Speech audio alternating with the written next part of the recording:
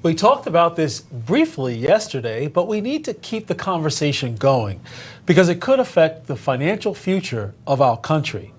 Companies looking to hire say they're staying clearly away from Gen Z, applicants. A new survey showing 6 in 10 businesses say they've already fired college grads that they hired this year. Employees saying they don't want Gen Z workers on the payroll because they're not prepared, have few communication skills, and they just lack professionalism.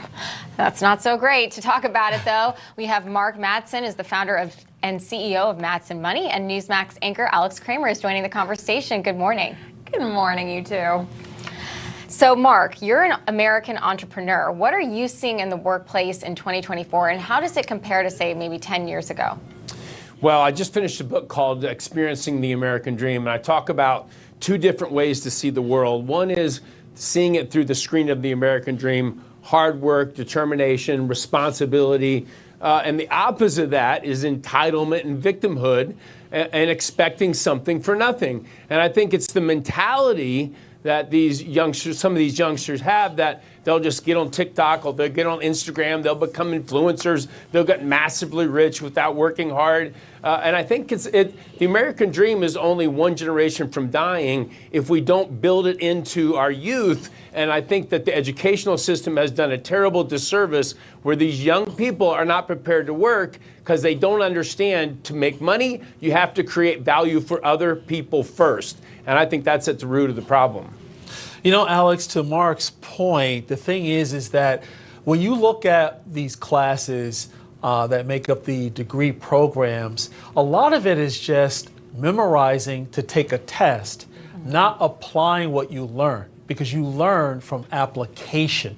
So I think do you think the education model needs to change and some other elements in terms of teamwork, collaboration? Because, you know, you're a journalist, but you're also a former athlete. So would that make sense to actually empower Gen Z through the right curriculum as well as teamwork habits? Well, yeah, and I kind of want to go back to a point that he just made, speaking about entitlement, speaking about expecting something from us doing nothing.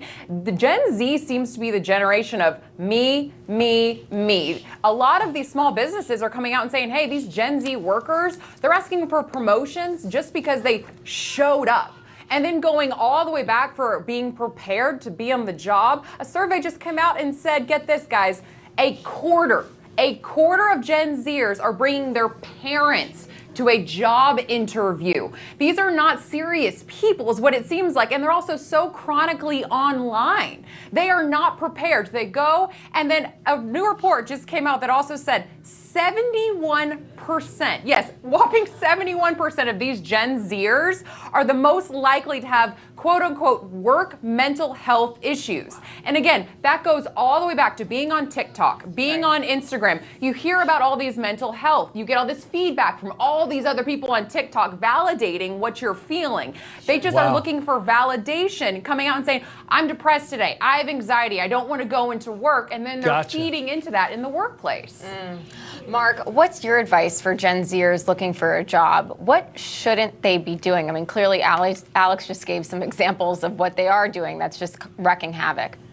This is going to be very counterintuitive to most people looking for a job. Don't be afraid to start at the bottom.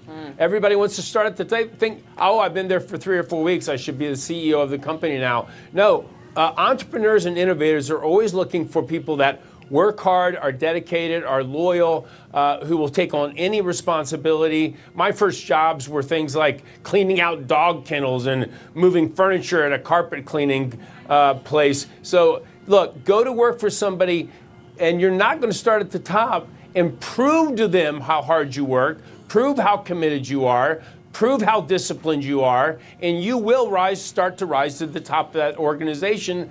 But it won't happen overnight. It's not a little magic pill you can take and all of a sudden get rich, like you see on social media. And start to understand the values of capitalism and how, if you want your American dream, you have to help other people create their American dream first and be of service to people instead of being so myopically focused on yourself and what you want. and the material needs, you got to add something more than that. You know, Alex, you made so many great points regarding the issues that Gen Z has. But one thing that we did not mention is AI.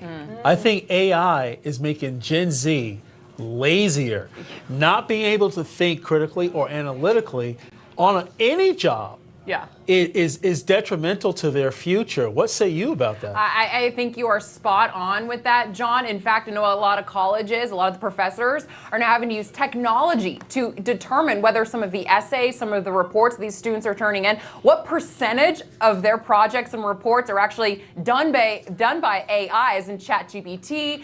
A lot of kids are coming out, they're writing all of their homework using these AI tools.